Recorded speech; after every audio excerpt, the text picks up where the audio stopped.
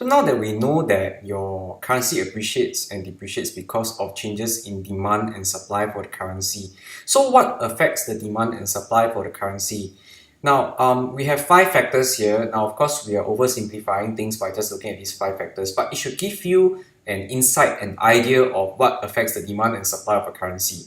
Let's start first with inflation rate. Now, if your inflation rate is high, then things in your economy are becoming more expensive, right? If things in the economy they're becoming more expensive, then will people prefer to buy local goods or foreign goods? They prefer to buy foreign goods, right?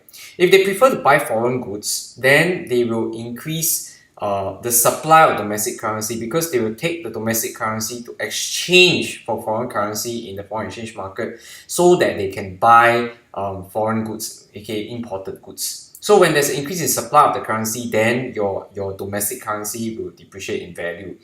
Another way of thinking about it is that if your country's inflation rate is very high, then your exports are becoming more expensive. If your exports are becoming more expensive, then your demand for your domestic currency by foreigners will decrease, which will also cause a depreciation. Next, let's look at interest rates. Now, for interest rate, we bring in this concept called hot money flow. Right, what is the concept of hot money flow? So, if imagine that if you have a lot of money lying around, sitting around doing nothing, now where do you want to put this money? You want to put the money in the bank, right? If you want to put the money in the bank, of course you want to put your money where you can get the best returns. So, if a country's interest rates were to go up, it will attract hot money inflows, money that is seeking the highest returns. So this will cause increase in demand for the country's domestic currency, which will lead to an appreciation. So we'll cover this hot money inflow and outflow using another slide later on, but this is the brief idea of hot money inflow and outflows. Changes in trade. Now, if your country's exports are doing better and better and better, what do you expect to happen to your country's currency? It should appreciate. Why?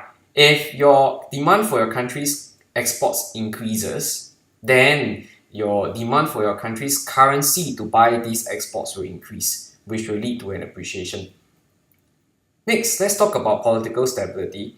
If your country has political instability and there's a lot of riots, would people want to come and visit your country, say in terms of tourism?